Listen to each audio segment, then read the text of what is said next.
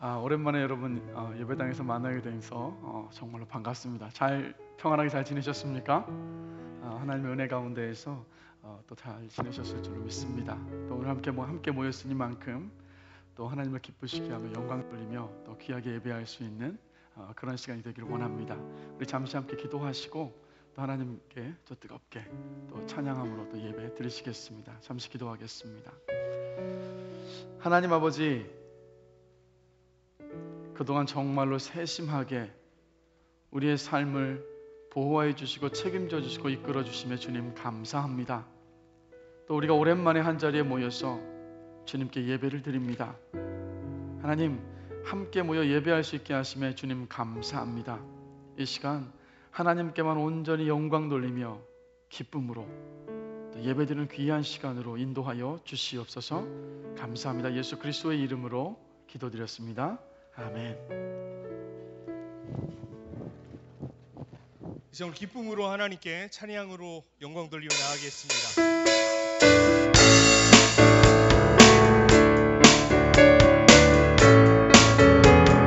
우리 할까요? 지금은 엘리야 때, 지금은 엘리야 때처럼 주 말씀이 선포되고, 아멘. 또 주의 정보세의 때와 같이 언약이 성취되네. 아멘. 비록 전쟁과 기근과 비판 환난 날이 다가와도 우리는 광야에 외치는 소리 주의 길을 예비하라.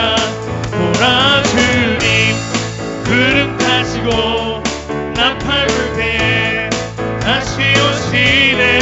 외치세 은혜니 시온에서 구원. 보라 주님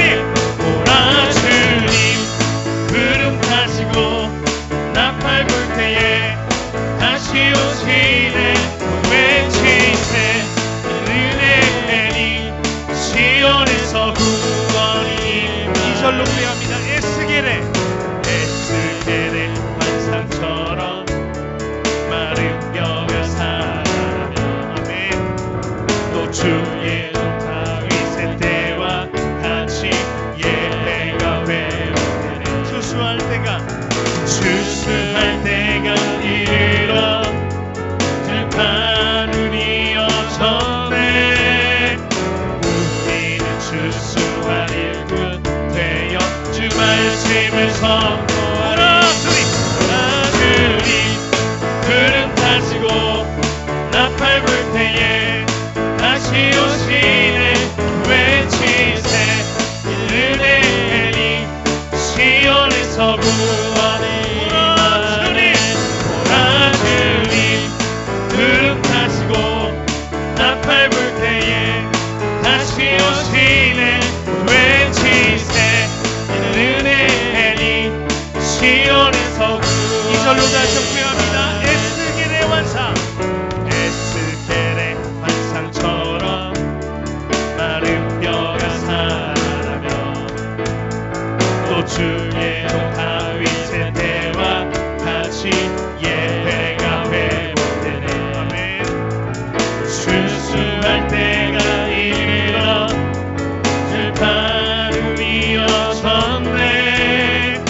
우리는 추수할 일꾼 되어 주 말씀을 선포하니. 보라 주님 구름 타시고 나팔 불 때에 다시 오시네. 모두 외치세 은혜니 시온에서 구원해. 보라 주님 구름 타시고 나팔 불 때에 다시 오시네. 모두 외치세 은혜니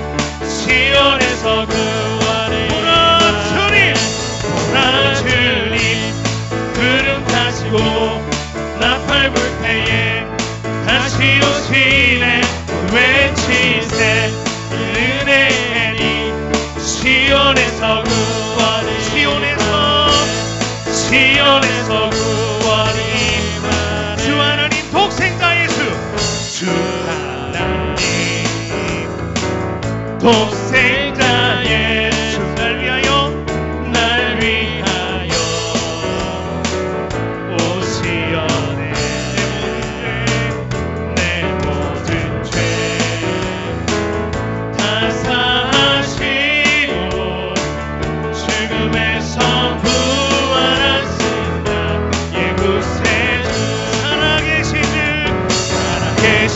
주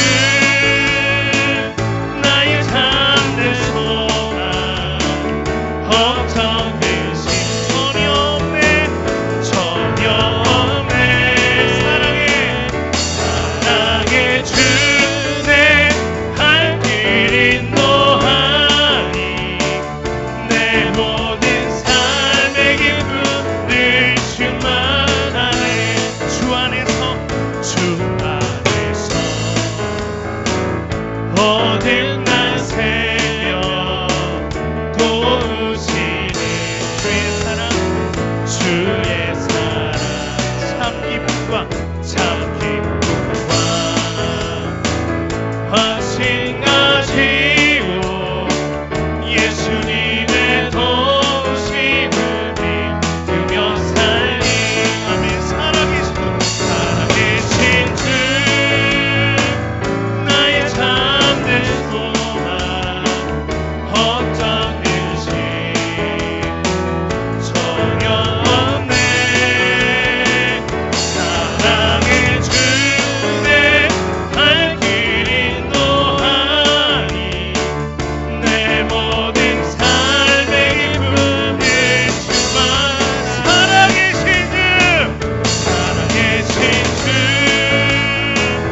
나의 참된 소망 어떤 근심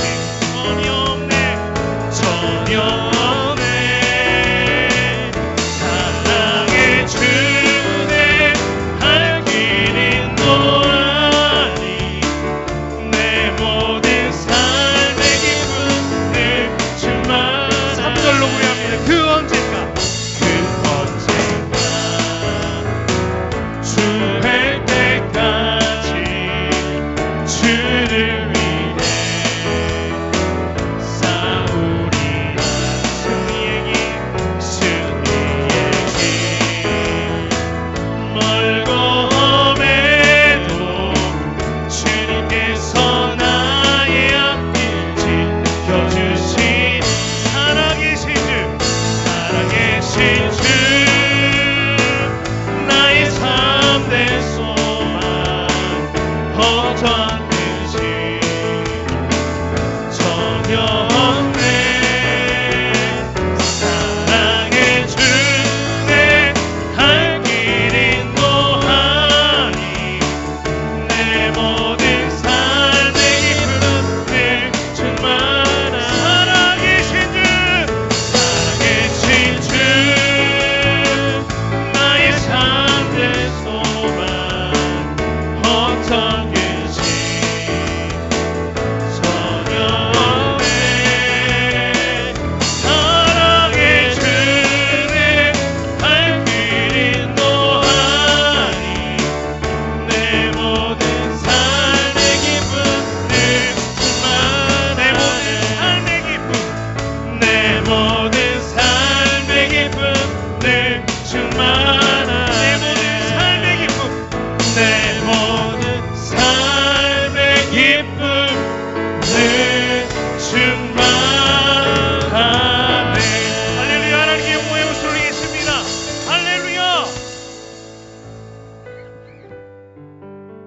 이 시간 주님을 향한 우리의 사랑의 고백으로 주님 높이며 나아가기를 원합니다. 주님 사랑합니다. 우리의 신실한 믿음의 고백, 마음의 고백 담아서 함께 찬양 드리겠습니다. 사랑합니다 나의 예수님. 사랑합니다 아주 많이요. 사랑합니다 나의 예수님. 사랑합니다 그것뿐이에요. 다시 한번 볼까요?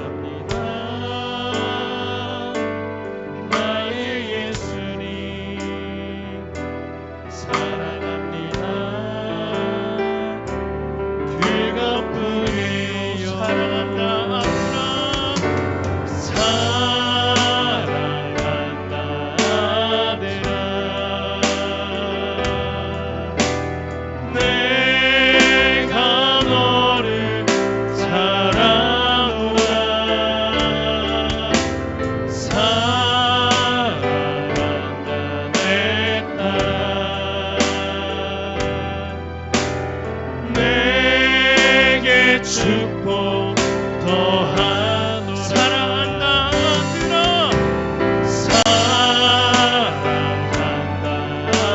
아들아. 내가 너를 사랑하노라. 사랑한다 내 딸아. 내게 축복도 하노라. 내게 축복. 다시 한번 주님의 고백으로 찬양합시다. 사랑한다 아들아. 사랑한다 아들아. 내가 너를 사랑하노라. 사랑한다 내 딸아. 내게 축복도 하노라. 내게 축복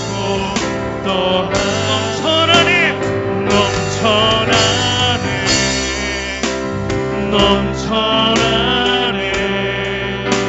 주를 향한 내 속의 갈망이 주님께로 날 이끌어 주소서.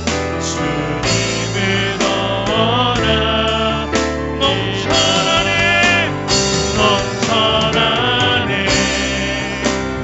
넘쳐나네 주를 향한 내 속의 갈망이 주님께로 날 이끌어 주소서. 주님을 다시 한번 우리 마음을 다해 고백합시다.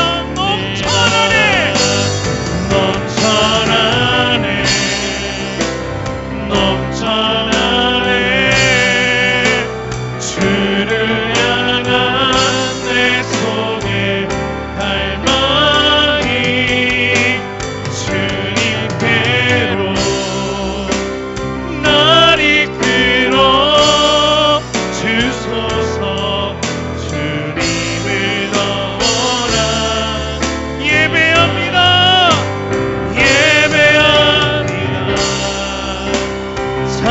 찬양합니다. 주님만 날 다스리소서. 예배합니다. 찬양합니다. 주님 홀로 높임받. 다시 한번 마음 다해 고백합시다. 예배합니다. 예배합니다. 찬양합니다. 주님만 날 다스리소서. 예배합니다. 찬양합니다.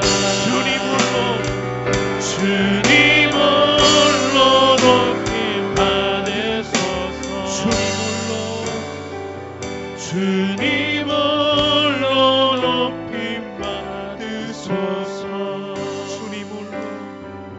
주님 홀로 높임 받으소서.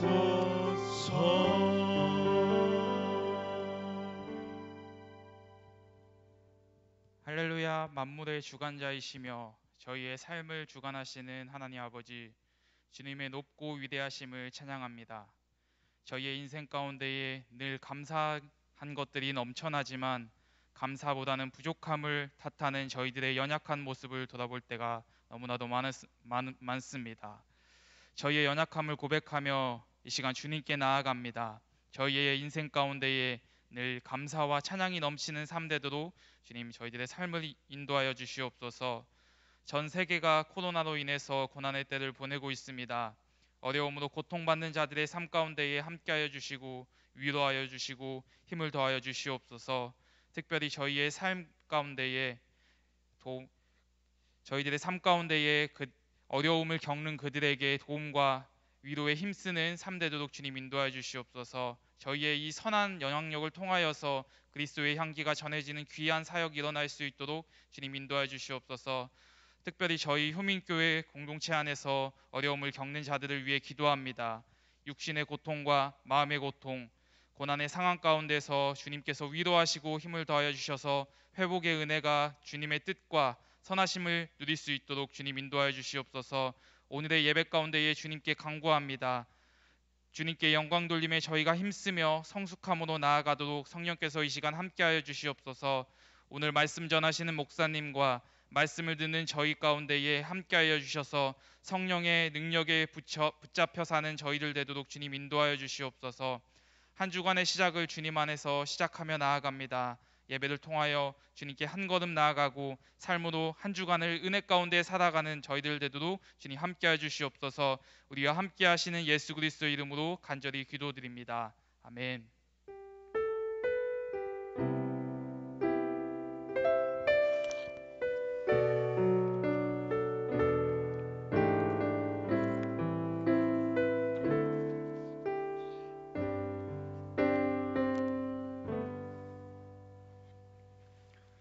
우리 다 함께 일어나셔서 사도신경으로 신앙 고백 함께 하시겠습니다.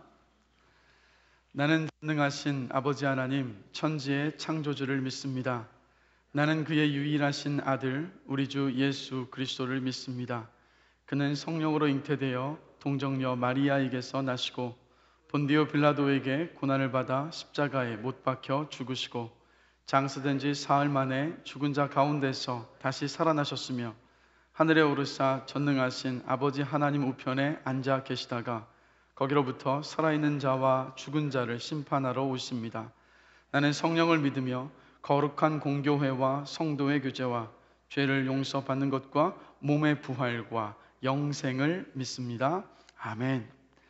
네, 오늘 함께 보실 말씀은 신약성경 마가복음 6장 14절부터 29절까지 말씀입니다. 마가복음 6장 14절부터 29절까지 말씀 함께 보시겠습니다. 우리 한 절씩 교독하면서 읽겠습니다. 제가 먼저 읽습니다. 이에 예수의 이름이 드러난지라 헤롯 왕이 듣고 이르되 이는 세례 요한이 죽은 자 가운데서 살아났도다. 그러므로 이런 능력이 그 속에서 일어나느니라 하고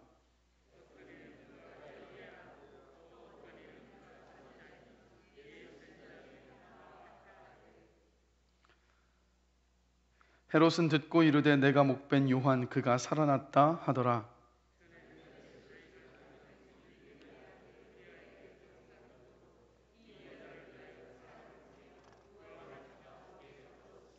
이는 요한이 헤롯에게 말하되 동생의 아내를 취한 것이 옳지 않다 하였음이라.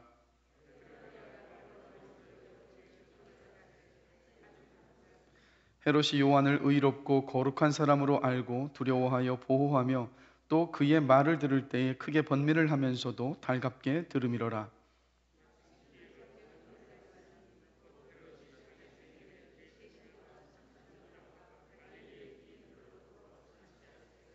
헤로디아의 딸이 친히 들어와 춤을 추어 헤롯과 그와 함께 앉은 자들을 기쁘게 한지라. 왕이 그 소녀에게 이르되 무엇이든지 내가 원하는 것을 내게 구하라 내가 주리라 하고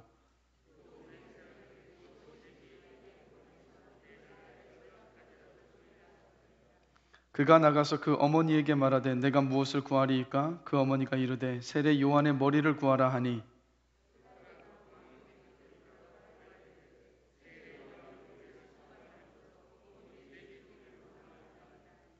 왕이 심히 근심하나 자기가 맹세한 것과 그 앉은 자들로 인하여 그를 거절할 수 없는지라.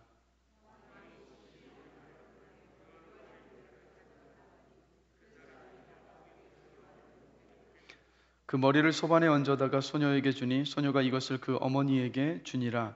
요한의 제자들이 듣고 와서 시체를 가져다가 장사하니라. 아멘. 자리에 앉으시겠습니다.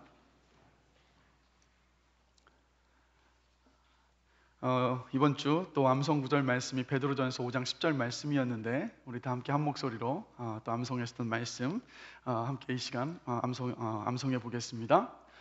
모든 은혜의 하나님 곧 그리스도 안에서 너희를 부르사 자기의 영원한 영광에 들어가게 하신 이가 잠깐 고난을 당한 너희를 친히 온전하게 하시며 굳건하게 하시며 강하게 하시며 터를 견고하게 하시리라. 베드로전서 5장 10절 말씀. 아멘.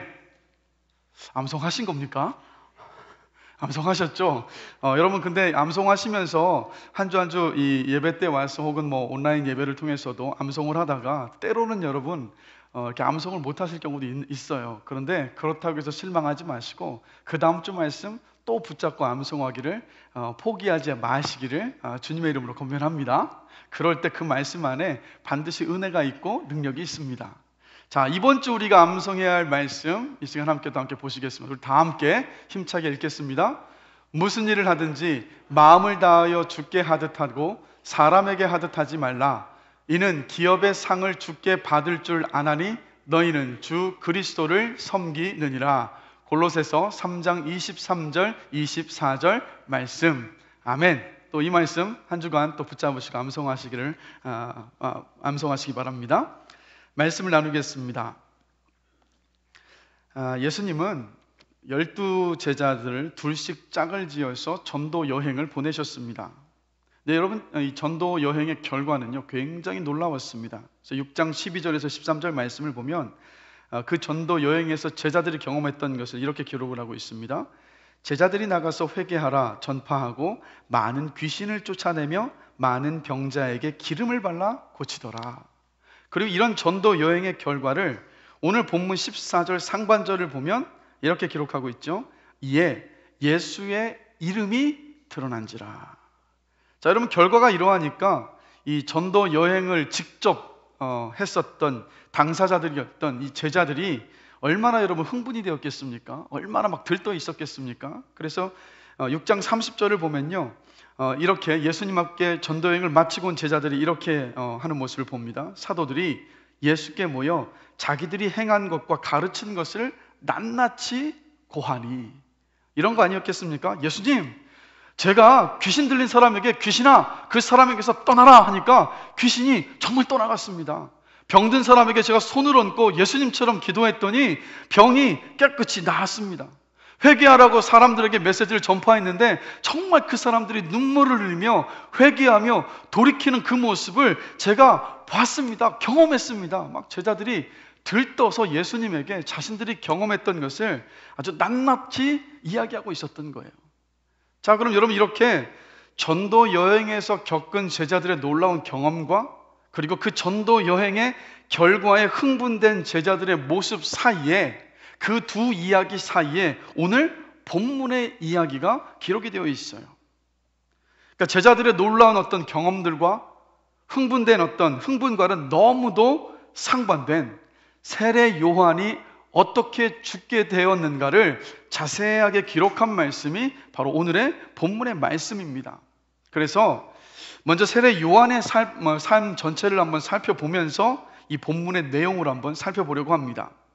여러분, 예수님은 이 땅에 오실 때 세상 모든 사람들이 기대하는 그런 모습으로 이 땅에 오지 않으셨습니다. 잘 아시는 것처럼 말 구유 위에 작은 아기의 모습으로, 연약한 아기의 모습으로 이 땅에 오셨어요. 그래서 이 세상에 어느 누구도 이 땅에 진정한 왕으로 오신 예수님을 맞이할 준비를 하고 있질 않았습니다. 오셨지만 알지도 못했으니까요. 그런데 그래서 이 어느 누구도 이 땅에 진정한 왕으로 오실 예수님을 맞이할 준비를 하고 있지 않았을 이때에 세상에 진정한 왕으로 등장하실 예수님을 맞을 준비를 하라고 외쳤던 사람이 바로 누구냐? 세례 요한이에요. 메시아 예수님의 길을 미리 예비했던 사람이 바로 세례 요한입니다. 그래서 세례 요한은 하나님의 나라가 가까이 왔으니, 즉 예수님께서 다스리시는 나라가 이제 곧 시작될 것이니까 당신들의 진정한 주인이 이 땅에 오셨으니까 회개하라고 외쳤던 거예요. 그래서 여러분 세례 요한에게 세례를 받기 위해 찾아왔었던 사람들에게 이렇게 이야기를 합니다. 독사의 자식들아, 누가 너희에게 일러 장차 올 진노를 피하라 하더냐? 그러므로 회개에 합당한 열매를 맺고 속으로 아브라함이 우리 조상이라 말하지 말라. 내가 너희에게 이르노니 하나님이 능히 이 돌들로도 아브라함의 자손이 되게 하시리라 라는 사람들의 이 폐부를 찌르는 직설적이고 진실된 메시지를 전파했던 사람이 바로 세례 요한이에요. 그런데 놀랍게도 이 세례 요한의 메시지를 듣기 위해서 수많은 사람들이 몰려들었습니다. 그리고 세례 요한의 이 메시지는 당시 종교 지도자들, 또 사회 지도층에 있던 사람들, 그리고 일반 백성들 모두에게 도전과 충격을 주었어요. 그래서 이렇게 강력한 회개의 메시지를 전했던 세례 요한은요, 당시 이 갈릴리 지역을 다스리고 있었던 분봉왕이었던, 또 절대 권력을 가지고 있었던 헤롯 왕에게도 거침없이 말씀을 전했습니다. 자, 17절과 18절 함께 보실까요? 전에 헤롯이 자기가 동생 빌립의 아내 헤로디아에게 장가든 고로 이 여자를 위하여 사람을 보내어 요한을 잡아 옥에 가두었으니 이는 요한이 헤롯에게 말하되 동생의 아내를 취한 것이 옳지 않다 하였습니다. 자, 본문에 등장하는 이 헤롯 대왕, 헤롯은 누구냐면 예수님께서 태어나실 때 있었던 그 헤롯이 아닙니다. 바로 그 헤롯 대왕이 죽고 난 이후에 그의 아들 가운데 한 사람이 오늘 본문에 등장하는 헤롯이에요. 이 헤롯은요, 원래는 다메섹의 공주와 결혼을 했습니다. 정략 결혼이었던 거죠. 그런데 이 동생 빌립의 아내였었던 헤로디아와 불륜에 빠졌어요. 왜냐하면 그 헤로디아가 역사의 기록을 보면 절세 미인이었다고 합니다. 결국 헤롯은 어떻게 했느냐, 본 부인을 유배를 보내버리고 이 불륜에 빠졌었던 동생의 아내인 헤로디아와 결혼을 했습니다. 여러분, 당시의 왕은 절대 권력을 가지고 있었어요. 그래서 어느 누구도 이 불륜에 대해서, 이 잘못된 결혼에 대하여서 문제 삼을 수가 없었습니다. 그런데 세례 요한은요, 레위기 20장 21절의 말씀, 누구든지 그의 형제의 아내를 데리고 살면 더러운 일이라 라는 이 말씀을 근거로 해서 헤롯과 헤로디아의 결혼이 잘못되었다고 아주 분명하게 지적을 했습니다. 이 세례 요한의 지적에 헤롯과 헤로디아가 이렇게 반응을 합니다. 바로 19절과 20절입니다. 우리 다 함께 같이 한번 읽어보겠습니다. 헤로디아가 요한을 원수로 여겨 죽이고자 하였으되 하지 못한 것은 헤롯이 요한을 의롭고 거룩한 사람으로 알고 그의 말을 들을 때 크게 번민을 하면서도 달갑게 들음이로라. 자신들의 그 잘못을 세례 요한이 말씀을 근거로 해서 정확하게 지적을 하자 헤로디아는 요한을 원수로 여겨서 죽이려고 했습니다. 헤롯도 역시 그 지적이 달가울 수는 없었어요. 반갑지 않았습니다. 그러나 세례 요한을 의롭고 거룩한 사람으로 알고 헤롯 왕은 두려워해서 요한의 그 지적에 크게 번민을 하는 가운데에서도 달갑게 들었습니다. 그래서 자기 아내 헤로디아가 세례 요한을 죽이려 하는 것으로부터 요한을 지키기 위해서 어떻게 했느냐, 감옥에 가두어 버렸어요. 그것이 요한을 지킬 수 있는 유일한 길이었기 때문입니다. 자, 그런데 여러분, 이 헤로디아는 세례 요한을 향했었던 이 미움과 그리고 이 원한을 버리지 않고 그 마음속에서 계속해서 키우고 있었어요. 그러던 중에 헤로디아에게 세례 요한을 죽일 수 있는 아주 절호의 기회가 옵니다. 21절을 보면 헤롯의 생일 때 헤롯은 누구를 초청하냐면 당시의 정치, 군사, 사회 지도자를 불러서 성대하게 생일 파티를 열었습니다. 참석한 사람들 모두가 다 술에 취해서 흥이 최고조에 달했던 그 사이에, 그때에 헤로디아는 어떻게 했느냐면 전 남편과의 사이에 태어났었던 딸을 내보내서 춤을 추게 했습니다. 22절 말씀을 보면 거기에 소녀라는 단어를 쓰고 있는데 이 뜻은 어떤 뜻이냐면 헤로디아의 딸이 이제 혼기가 찬 그런 10대의 소녀였다는 뜻이에요. 결국 이 딸의 매혹적인 춤에 헤롯은 흥분해서 대뜸 원하는 것은 무엇이냐 내가 전부 다 들어주겠노라고 잘못된 약속, 헛된 맹세를 해버립니다. 자, 22절 23절입니다. 다 같이 한번 읽어보겠습니다. 헤로디아의 딸이 친히 들어와 춤을 추어 헤롯과 그와 함께 앉은 자들을 기쁘게 한지라. 왕이 그 소녀에게 이르되 무엇이든지 내가 원하는 것을 내게 구하라 내가 주리라 하고 또 맹세하기를 무엇이든지 내가 내게 구하면 내 나라의 절반까지라도 주리라 하거늘. 이 헤롯의 이 말에 헤로데의 딸은요, 사실 여러분 어떤 춤을 추어야 될지 그것에 대해서는 알고 있었지만 무엇을 위해서, 무슨 목적을 위해서 내가 들어가서 춤을 춰야 됐는지 그것은 이 딸이 알고 있지 못했어요. 그래서 이 헤롯 대왕의 왕의 얘기를 듣자마자 어떻게 합니까? 당장 그 자리에서 이야기한 것이 아니라 어머니에게로 달려가서 묻습니다. 내가 무엇을 구해야 되겠습니까? 그러자 어머니 헤로디아는 기다렸다는 듯이 그 10대 딸에게, 청소년이었던 이 딸에게 하는 말이 세례 요한의 머리를 구해라 라고 말합니다. 굉장히 섬뜩한 말이지 않습니까? 그런데 이 딸은 이 섬뜩한 부탁을, 요청을 듣고 나자 급히 연회장으로 돌아가서 헤롯에게 말합니다. 25절이죠. 세례 요한의 머리를 소반에 얹어 곧 내게 주기를 원하옵나이다. 이게 무슨 말입니까? 지금 당장 세례 요한의 머리를 잘라서 쟁반에 담아 주십시오라는 말이에요. 얼마나 끔찍한 말입니까? 이 청에 헤롯은 심히 근심을 했습니다. 왜요? 세례 요한을 의롭고 거룩한 사람으로 여겼기 때문에 요한을 죽이면 자신에게 해가 될 것이다라고 생각했기 때문이에요. 그러나 그 순간에 헤롯의 머리를 채운 생각은요, 어떤 것이 옳은 것인가? 어떤 것이 하나님께서 원하시는 것일까? 그것이 아니었어요. 그의 마음과 머릿속을 채우고 있었던 생각은 뭐냐? 연회장에 모여있는 사람들 앞에서 자신이 한 맹세를 지키지 않았을 때 잃게 될 자신의 명예였고, 그리고 아내 헤로디아의 아주 냉혹한 그 시선과 딸이 자신을 조롱하는 눈빛으로 바라보는 그 눈빛, 그것이 헤롯의 머리와 마음을 다 차지하고 있었어요. 결국 어떻게 합니까? 헤롯은 시위병을 보내서 세례 요한의 목을 베고 쟁반에 얹어서 가져오게 해서 그것을 딸에게 건네줍니다. 딸은 세례 요한의 머리가 담긴 그 쟁반을 들고 어머니 헤로디아에게 가서 전해 주었어요. 여러분, 어리석은 한 여인, 악한 한 여인의 이 원한과 그리고 어리석은 왕의 판단으로 의로운 사람이었었던 세례 요한이 죽었습니다. 자, 그럼 우리는 여기서 이런 질문을 던져봐요.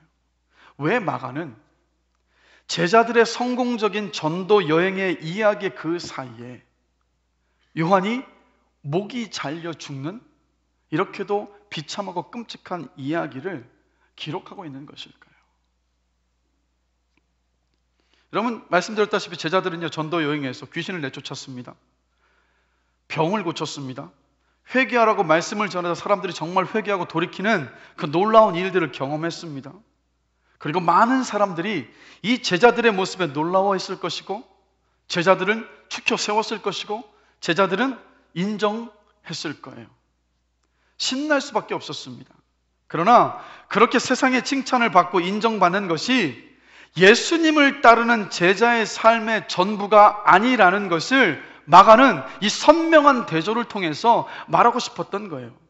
그래서 여러분, 마가가 전하고 싶었던 것은 바로 이겁니다. 먼저 예수님을 따를 때 세례 요한처럼 고난을 당할 수 있다는 거예요. 그리스도인들에게 여러분, 고난이 결코 피해가지 않습니다. 예수님의 제자로 예수님을 따를 때 오늘 본문에 등장하는 헤로디아처럼 사악한 사람들 때문에, 악한 사람들 때문에 고난을 당하고 죽음에 이를 수도 있어요. 헤롯과 같이 어리석고 탐욕스러운 사람들에게 여러분, 우리가 고난을 당할 수가 있습니다. 피해를 당할 수가 있어요. 그런데 여러분, 예수님께서 이렇게 말씀하십니다. 마태복음 5장 11절에서 12절 말씀인데요, 우리 다 함께 한번 읽어보겠습니다. 나로 말미암아 너희를 욕하고 박해하고 거짓으로 너희를 거슬러 모든 악한 말을 할 때에는 너희에게 복이 있나니 기뻐하고 즐거워하라. 하늘에서 너희의 상이 큼이라. 너희 전에 있던 선지자들도 이같이 박해하였느니라. 주님을 따르는 것 때문에, 말씀대로 순종하며 사는 것 때문에 조롱을 당하고 미움을 당하고 박해를 받으면 뭐라고 말씀하십니까? 그 인생이 복되다라고 말씀하시는 거예요. 왜요? 천국에서 받을 상이 크기 때문이라는 거예요. 여러분, 저와 여러분들의 삶이 주님을 따르는 것 때문에 박해와 조롱을 받는 삶이 되기를 주님의 이름으로 간절히 기도합니다. 천국에서 주님께서 받을 상을 정말 우리의 마음속에 간절히 바라보는 가운데에서 주님을 따르기를 멈추지 않게 되기를 간절히 기도합니다. 주님께서 그 삶이 복되다라고 말씀하셨고, 마가가 바로 그러한 삶이 제자의 삶이라는 것을 오늘 본문을 통해서 지금 전하고 싶었던 거예요. 두 번째로 마가가 전하고 싶었던 메시지는 바로 이겁니다. 예수님을 따르는 삶은 모든 사람에게 인정받고 칭찬받는 삶이 아니라는 거예요. 여러분, 예수님을 따르는 삶은요, 세상 사람들이 싫어하는 어떤 길입니까? 좁은 길이고 진리를 따르는 길이에요. 그래서 여러분, 우리가 정말 예수님을 따라 이 땅을 살아갈 때, 예수님의 말씀에 순종하며 이 땅을 살아갈 때 매번 세상 모든 사람들이 우리를 인정하고 여러분 칭찬할 수가 없습니다. 도리어 여러분 싫어해요. 예수님께서 말씀하셨습니다. 누가복음 6장 26절입니다. 자, 이 말씀도 다 같이 함께 읽어보겠습니다. 모든 사람이 너희를 칭찬하면 화가 있도다. 그들의 조상들이 거짓 선지자들에게 이와 같이 하였느니라. 모든 사람이 너희를 칭찬하면 화가 있다. 무슨 말입니까? 예수님은 모든 사람에게 칭찬을 받으면 구약시대 때 거짓 선지자처럼 된 것이기 때문에 부끄러워해야 한다라고 지금 말씀하고 계시는 거예요. 세상과 타협하고 세상의 가치를 따르고 있기 때문에 인정받고 칭찬받고 있는 것은 아닌가 자신을 점검해 보아야 한다라는 말씀이에요. 세상이 인정하고 칭찬한다고 해서 그 삶이 예수님께서 인정하시는 삶이라고 착각을 해서는 안 된다라고 지금 말씀을 하고 계시는 겁니다. 그럼 세례 요한은요, 조금 전에 이렇게 말씀을 나누었던 것처럼 그를 따르는 수많은 사람들이 있었습니다. 한마디로 인기가 있었어요. 세상에 인정을 받았던 사람이 바로 세례 요한입니다. 그런데 여러분, 세례 요한은 세상의 인기와 칭찬과 인정에 부합하는 그런 삶을 세례 요한은 살지 않았습니다. 말씀을 올곧게 증언하고 또 그 말씀대로 살았던 세례 요한의 삶의 결과는 뭐였습니까?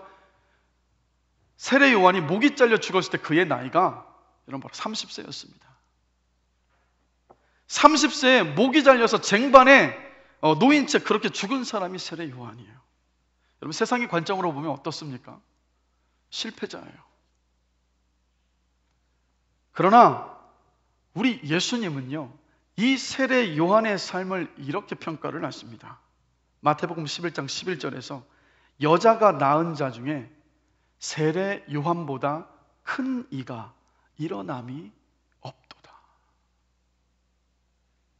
세례 요한은요, 30살이라는 짧은 인생을 살았지만 예수님을 위해서 가장 값진 삶을 살았던 거예요. 세례 요한의 이 삶을 보면서 여러분, 우리는 이런 질문을 던져보게 되는 거예요.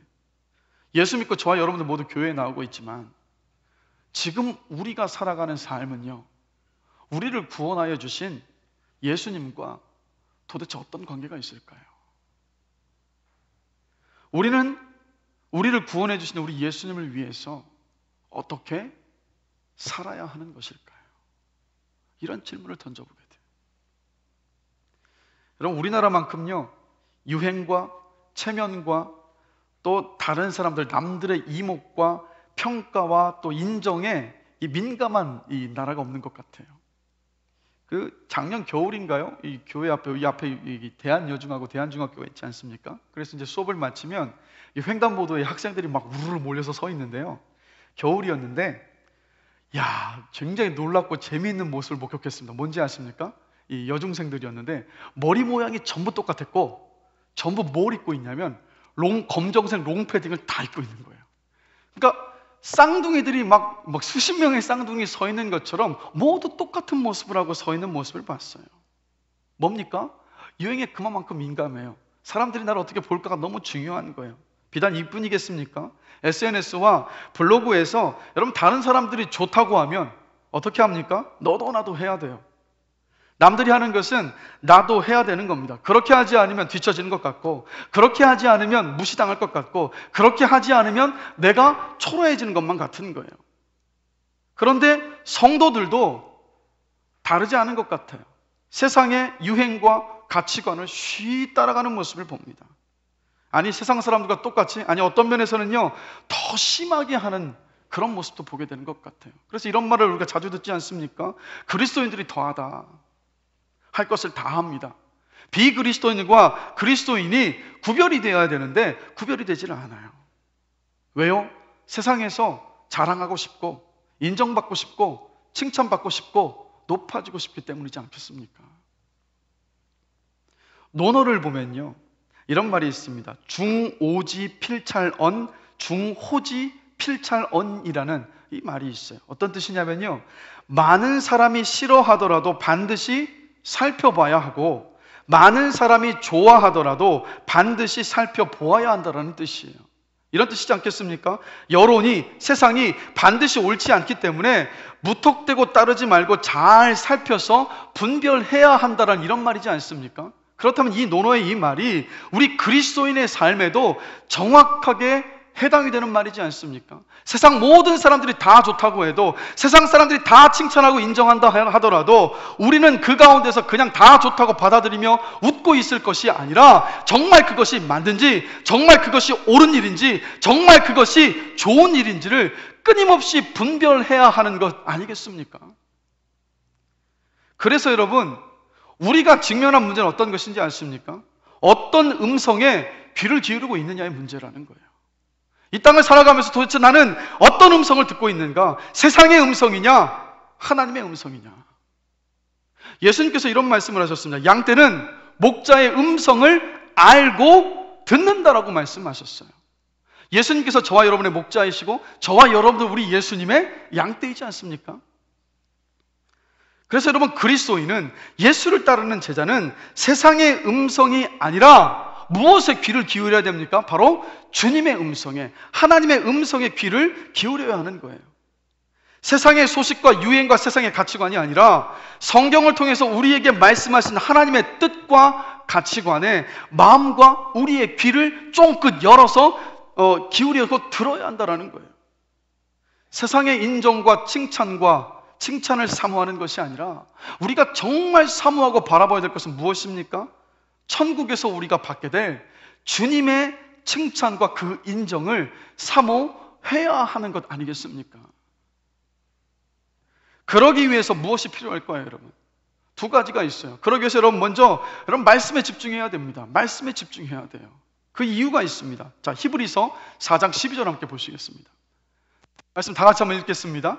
하나님의 말씀은 살아있고 활력이 있어 좌우의 날선 어떤 검보다도 예리하여 혼과 영과 및 골수와 관절과 골수를 찔러 쪼개기까지 하며 또 마음의 생각과 뜻을 판단하나니. 바로 이 이유 때문이에요. 여러분, 하나님의 말씀은 살아있고 활력이 있습니다. 여러분, 하나님은 자신을 소개하실 때 항상 이렇게 소개하세요. 아브라함과 이삭과 야곱의 하나님. 바로 현재형으로 자신을 소개하고 계십니다. 수천 년 전에 살았던 믿음의 조상이요 믿음의 영웅이었던 아브라함과 이삭과 야곱을 하나님께서는 늘 현재형으로 표현을 하고 계신 거예요. 왜 그러실까요, 여러분? 자, 저와 여러분들에게는, 그러니까 우리 사람들에게는요, 과거와 현재와 미래가 있습니다. 왜요? 시간의 이 제약 속에서 살아갈 수밖에 없는 존재이기 때문이에요. 그런데 하나님은 어떻습니까, 여러분? 하나님은 시간을 만드신 분이에요. 시간의 주인이십니다. 그래서 하나님께는 과거도 현재고, 현재도 현재이고, 미래도 현재예요. 하나님의 말씀은 그래서 여러분 과거형이 없습니다. 늘 현재형이에요. 그래서 예를 들면 이거예요. 여리고성이 무너진 사건은 수천 년 전에 일어나서 우리가 그냥 기억해야 될 그런 사건이 아니라, 역사 속에서 일어났던 한 사건 정도의 그런 사건이 아니라, 여리고성이 무너진 사건은 무엇을 현재 우리들에게 말씀하고 있는 것이겠습니까? 우리 인생을 먹어선 인생의 여리고가 무너지는 현재형이라는 것을 말씀해주고 있는 것 아니겠습니까? 모든 말씀이 우리에게 현재형으로 적용이 될 수 있는 거예요. 그래서 하나님의 말씀은 오늘을 살아가는 우리의 삶의 현장에서 경험되는 살아있는 말씀입니다. 말씀이 살아있기 때문에 어떻습니까? 이 말씀이 우리에게 활력이 있게 역사를 하는 거예요. 지금 우리가 성경 통독을 하고 있고 말씀을 암송하는 것을 하고 있는데, 성도님들에게서 이런 고백을 자주 듣습니다. 그 말씀 때문에 마음에 소망이 생겨나고 은혜가 경험이 되어지고 하나님을 신뢰하는 일들이 끊임없이 일어납니다. 감사의 고백이 제 안에서 계속해서 솟아나옵니다라는 이 고백을 해요. 왜 그렇습니까? 하나님의 말씀이 현재형으로 살아서 활력 있게 역사하고 있기 때문입니다. 그래서 우리가 말씀에 집중해야 하는 거예요. 다시 히브리서 4장 10절 말씀 띄워주시겠습니까? 이렇게 살아있고 활력 있는 말씀이 또 뭐라고 말씀하고 있습니까? 좌우의 날선 어떤 검보다도 예리하다라고 말씀하고 있어요. 여러분, 양날검은요, 양날에 이 날이 다 서 있기 때문에 한 면을 사용할 수 있는 검과는 달리 그 차이를 만들어낼 수 있는 것이 바로 양날검입니다. 단번에 찔러서 치명상을 입힐 수 있고, 양날이 서 있기 때문에 한쪽으로 방어를 하면서 바로 또 공격까지 할 수 있는 검이 바로 양날검이에요. 그런데 하나님의 말씀은 좌우에 날이 아주 시퍼렇게 서 있는 이 양날검보다도 어떻다고 말합니까? 더 예리하다라고 말씀하고 있어요. 더 예리해서 어떻게 합니까? 그 예리한 칼이 혼과 영을 찔러 쪼개서 우리의 마음의 뜻과 생각을 판단하게 하는 것이 바로 하나님의 말씀이라고 말씀하고 있어요. 여러분, 성경은요 분명하게 말씀하고 있습니다. 우리의 싸움은 혈과 육에 있는 것이 아니라 누구와의 싸움이라고요? 공중의 권세 잡은 자, 그리고 세상의 주관자인 마귀와의 싸움이라고 계속해서 말씀하고 있습니다. 마귀는 끊임없이 지금 이 순간에도 우리를 유혹해서 우리로 하여금 죄를 짓게 하고 시험에 들게 합니다. 지금도 일하고 있는 거예요. 그런데 여러분, 이것을 아셔야 됩니다. 마귀는요 노골적으로 저와 여러분들을 공격해 오지 않습니다. 여러분, 노골적으로 교회를 향한 대대적인 핍박이 있고 박해가 있고 말씀 보지 마라 이렇게 한다면 우리는 어떻게 합니까? 더 말씀을 붙잡고 그 핍박에 여러분 우리는 맞서게 되는 거예요. 그런데 이 시대를 가만히 보시면 마귀는 절대로 노골적으로 우리를 공격해 오지 않습니다. 가만히 보시면 요즘 유튜브나 수많은 SNS를 통해서 무엇이 많이 돌아다닙니까? 수많은 짧고 자극적인 영상들이 막 돌아다녀요. 그런데 여러분, 이것들에 익숙해지기 시작하면서 그리스도인들 안에 어떤 문제가 생겨났습니까? 말씀 앞에 서서 그 말씀을 진득하게 묵상하고 그 말씀에 비추어서 내 삶을 돌아보는 그 시간들을 점점 멀리하게 되는 이런 현상들이 지금 나타나고 있어요. 그리고 그 짧고 자극적인 그 메시지가 계속해서 받아들이다 보면 어떻게 됩니까? 이제는 그것의 진위 여부를 묻지 않고 그것에 노출되면 노출될수록 자연스럽게 그것을 진실로 받아들여요. 진실로 받아들여서 그것을 또다시 다른 사람들과 함께 이야기를 나눈다라는 거예요. 예를 들면 이겁니다. 과거에 우리나라에서 여러분 동거나 동성애는요 어떻습니까? 이 사회에서 받아들일 수 없는 일이었어요. 도덕적으로, 윤리적으로 도저히 받아들일 수 없는 일이었습니다. 그런데 여러분 어떻습니까? 점차적으로 미디어를 통해서, 영화나 드라마를 통해서, 방송 매체를 통해서 동거도 동성애도 마치 그것이 참다운 사랑인 것처럼 미화되어서 표현이 되기 시작했고, 점점 그러한 영상 매체, 드라마나 영화들에 노출이 되면서 어떻게 됐습니까? 자연스러워졌어요. 동거도 동성애도 자연스럽고 우리가 인정해야 하는 것으로 이미 그렇게 받아들이는 세상이 되어버렸습니다.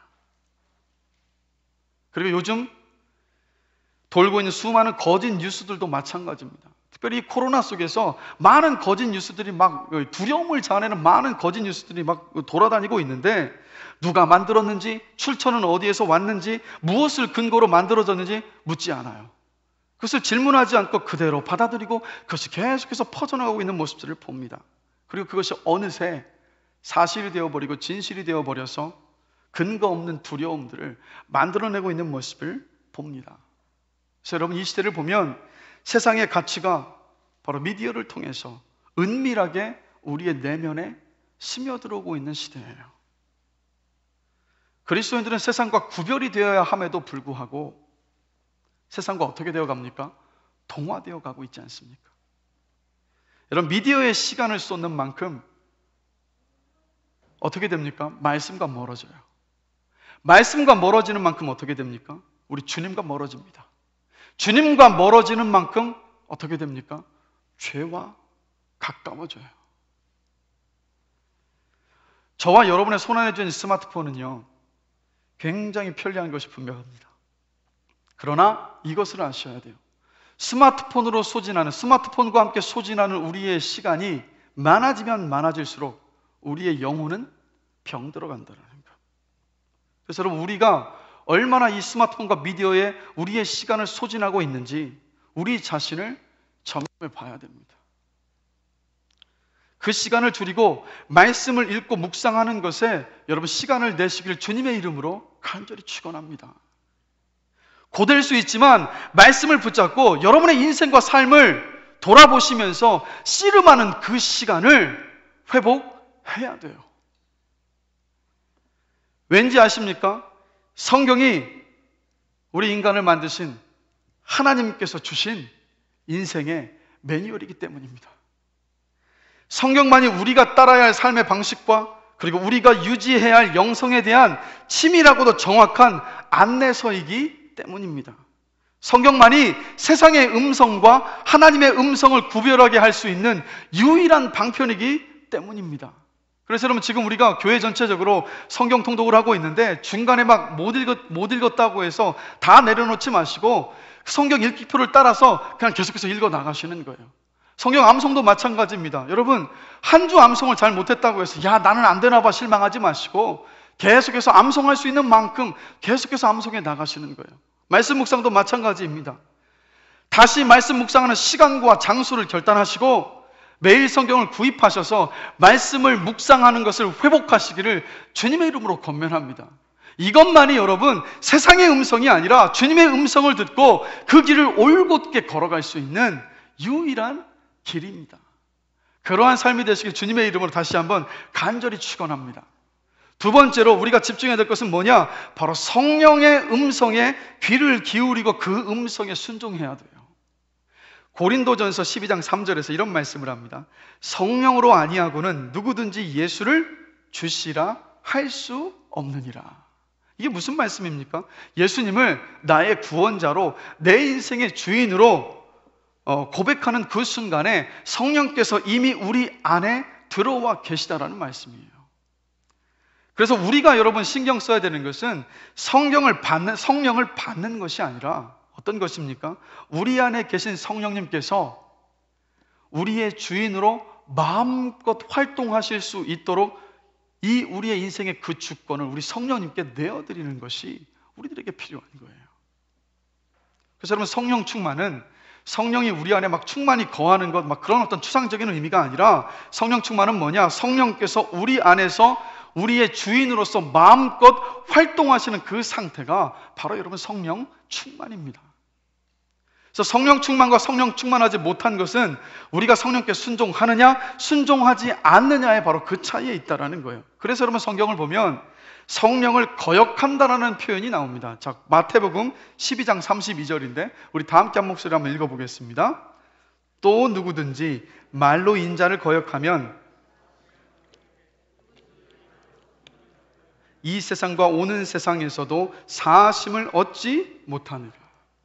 자, 성령께서 우리 안에 계시기 때문에 성령을 거역한다라고 지금 말씀하고 있어요. 그러면 여러분 무엇을 거역하는 것입니까? 다른 게 아니라 성령은요 우리 안에 계시면서 우리의 길을 늘 인도해 주십니다. 우리에게 말씀해 오신다라는 거예요. 그래서 우리가 어떤 결정을 내릴 때 성령님은 반드시 말씀해 주십니다. 근데 그 음성은 보통 우리 마음속에 느끼는 어떤 부담감과 그리고 근심과 같은 어떤 감정적인 것으로 올 때가 참 많아요. 예를 들면 이렇습니다. 자, 어떤 결정을 할 때 이 조건도 좋고 상황도 모든 것이 다 좋아요. 그런데 기도했을 때 마음이 무겁고 근심이 내 마음에서 떠나가지는 않습니다. 그럼 뭡니까? 성령께서 그 일을, 그 결정을 막으시는 것일 확률이 높은 거예요.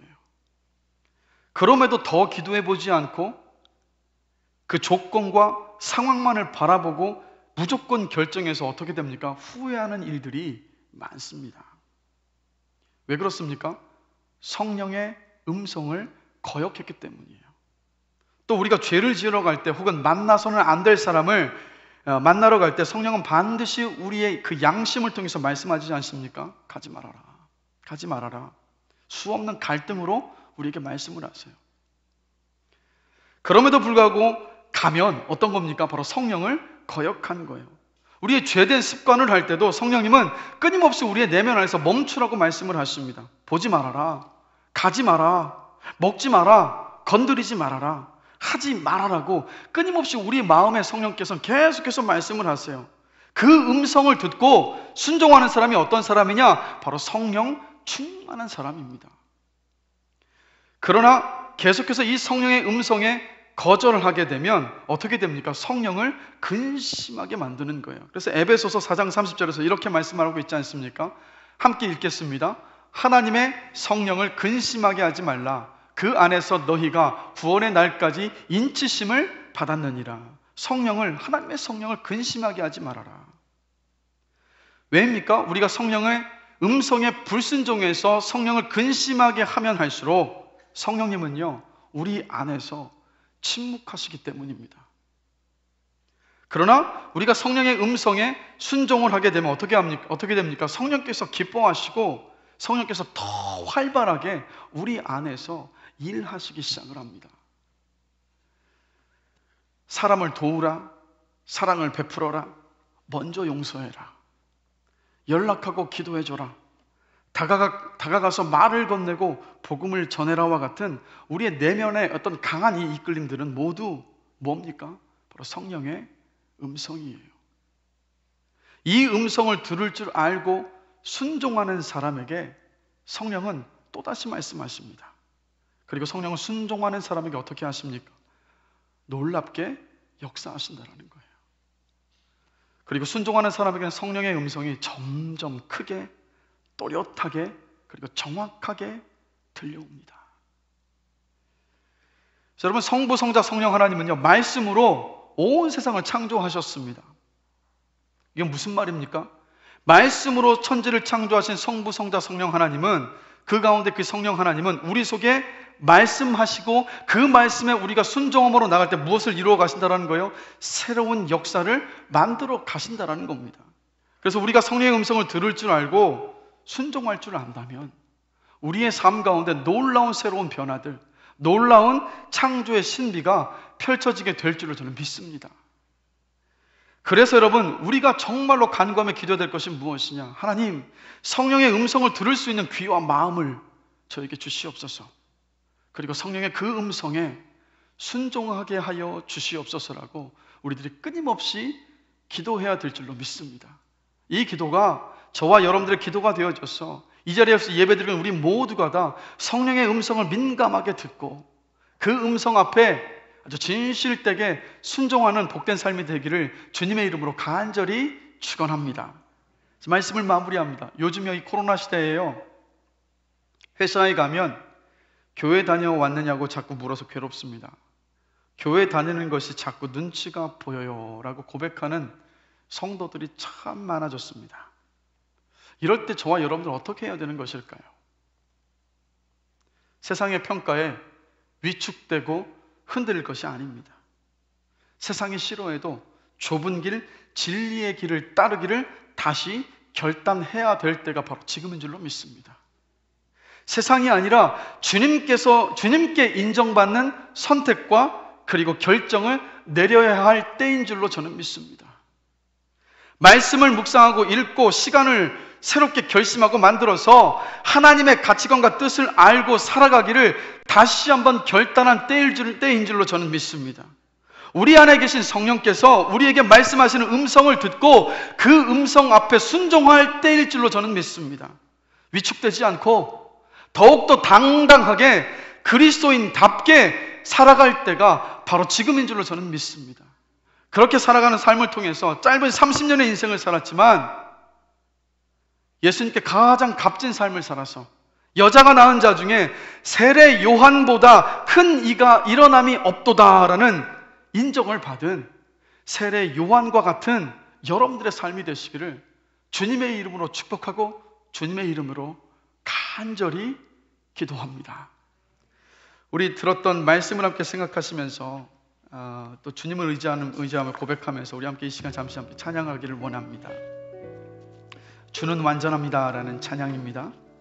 우리 가사 하나하나를 생각하시면서 우리 주님께 찬양하시겠습니다.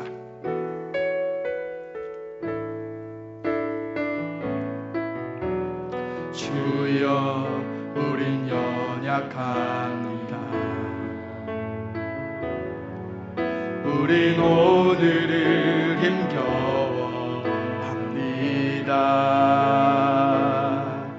주 뜻 이루며 살기에 부족합니다. 우린 연약한 주여, 우린 넘어집니다. 주여, 우린 넘어집니다. 오늘 하루 또 실수합니다. 주의 그 긍휼을 구하니 죄인입니다. 주만 바라봅니다. 한없는 주님의 은혜 온 세상 위에 넘칩니다. 가릴 수 없는 주 영광 온 땅 위에 충만합니다. 주님만이 길이 오니 우린 그 길 따라갑니다. 그날에 우리를 이루신 주는 완전합니다. 한없는 주님의 은혜 온 세상 위에 넘칩니다. 한없는 주님의 은혜 온 세상 위에 넘칩니다. 가릴 수 없는 주 영광 온 땅 위에 충만합니다. 주님만이 길이 오니 우린 그 길 따라갑니다. 그날에 우리 이루신 주는 완전합니다. 우리 잠시 함께 합심해서 기도하기를 원합니다. 하나님, 세상의 인정과 칭찬과 인기와 가치관이 아니라 말씀을 묵상하고 읽으며 하나님의 가치관과 뜻을 따라 살아가기를 결단합니다. 말씀을 묵상하며 읽는 그 시간들을 새롭게 정하며 결심합니다. 내 안에 계신 성령께서 말씀하시는 그 음성에 순종하겠습니다. 성령님의 그 음성이 들리게 하여 주시고 그 음성에 순종할 수 있도록 은혜를 주시옵소서라고 우리 이 기도 제목 가지고 잠시 합심해서 함께 기도하시겠습니다. 하나님 아버지, 세례 요한의 죽음을 통해서 배웁니다. 세상의 인정과 칭찬과 인기와 그리고 세상의 가치관이 아니라 말씀을 묵상하고 읽으며 하나님의 가치관과 그 뜻을 살아가기를 이 시간 다시 한번 우리가 결단합니다. 말씀을 묵상하며 읽는 그 시간들을 새롭게 정하고 결심합니다. 이 시간 결단하며 결심했던 것들을 우리의 삶 가운데에서 이루어 나갈 수 있는 그 은혜를 우리 가운데 하나님 허락하시고 부어주시옵소서. 또 내 안에 계신 성령께서 말씀하시는 그 음성에 순종하겠습니다. 세상의 음성이 아니라 성령님의 그 음성 앞에 순종하겠습니다. 성령님의 그 음성이 들리게 하여 주시고 그 음성에 순종할 수 있도록 은혜를 베풀어 주시옵소서. 그래서 하나님, 이 세상 가운데에서 우리가 정말 당당하게 그리스도인답게 이 땅을 살아감을 통하여서 세례 요한처럼 주님 앞에 주님께 그 삶을 아름답게 드려서 주님 앞에 인정받는 복된 삶으로 우리 가운데 은혜를 베풀어 주시옵소서. 감사합니다. 예수 그리스도의 이름으로 기도드립니다. 하나님 아버지, 세례 요한의 그 죽음을 통해서 깨닫게 하신 것을 주님 감사합니다. 하나님, 세상의 인정과 칭찬과 가치관이 아니라 말씀을 묵상하고 읽으면서 하나님의 가치관과 그 뜻을 따라서 살아갈 것을 새롭게 이 시간 다시 한번 결단합니다. 말씀을 묵상하며 읽는 그 시간들을 새롭게 정하며 결심합니다. 미디어에 우리의 시간을 허비했던 우리의 삶을 돌아보면서 우리의 삶을 주님께서 기뻐하시는 삶으로 방향을 수정하기를 주님 결단을 합니다. 그 삶을 살아갈 수 있도록 우리에게 주님 은혜를 베풀어 주시옵소서. 또한 우리 안에 계신 성령께서 말씀하시는 그 성령님의 그 음성에 순종하겠습니다. 성령님의 음성이 들리게 하여 주시고, 그 음성이 들렸을 때 성령의 그 음성에 순종하여 성령 충만한 삶을 살아갈 수 있도록 주님 은혜를 베풀어 주시옵소서. 이럴 때 위축되는 것이 아니라 더욱더 당당하게 그리스도인답게 살아서 세례 요한이 그랬던 것처럼 주님께 인정받는 아름답고 귀하고 복된 삶으로 주님 축복하여 주시옵소서. 감사합니다. 예수 그리스도의 이름으로 기도드립니다. 아멘. 우리 찬송가 516장 함께 부르시면서 준비하신 헌금 드리시겠습니다.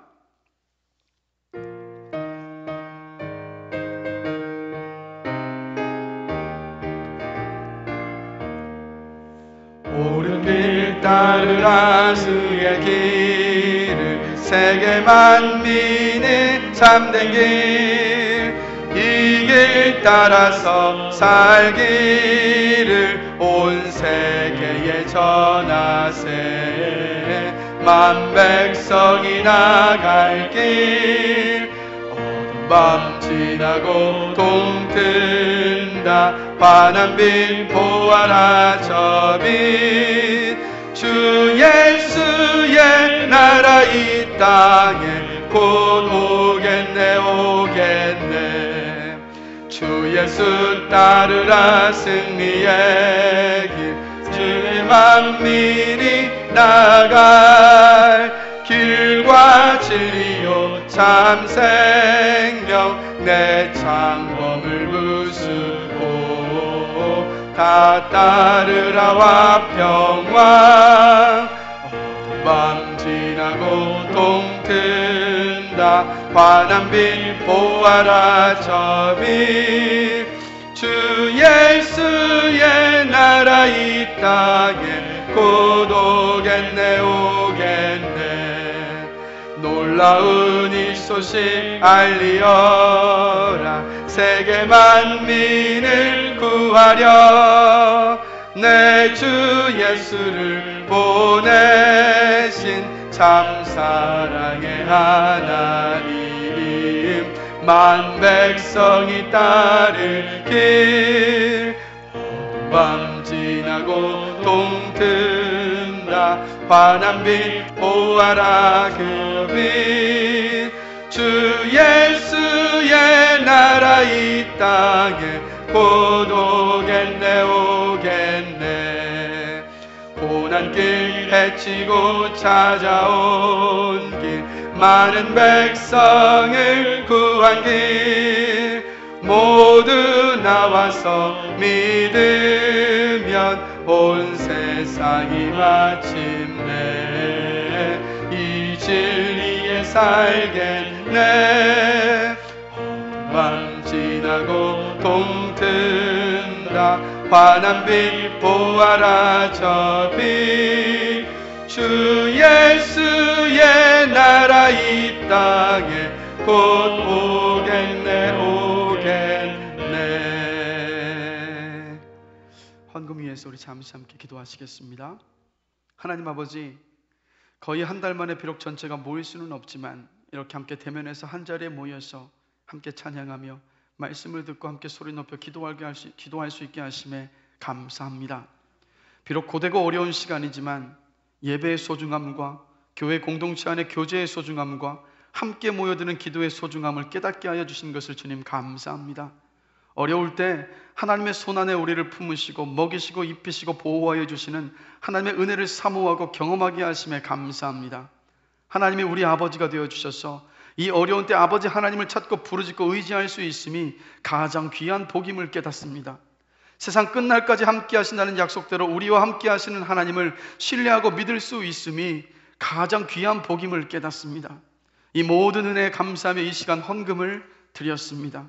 사랑하는 성도들 모두가 다 이렇게 깨닫게 해주신 것들을 잊지 않고 그 마음에 새기며 늘 그 은혜 안에서 감사하며 하나님께 영광 돌리는 삶을 살아갈 수 있도록 인도하시고 은혜를 베풀어 주시옵소서. 하나님, 여전히 예측할 수 없는 한 주의 삶을 또 이렇게 시작을 합니다. 그 삶을, 그 모든 삶들을 미리 내다보시는 하나님 아버지께 맡깁니다. 사랑하는 성도들의 그 삶의 순간순간들을 하나님 아버지께서 책임져 주실 줄로 믿습니다. 이 믿음으로 이 한 주도 넉넉히 승리하며 감당해낼 수 있도록 주님 인도하시고 은혜를 베풀어 주시옵소서. 감사합니다. 예수 그리스도의 이름으로 기도드렸습니다. 아멘. 축도하겠습니다.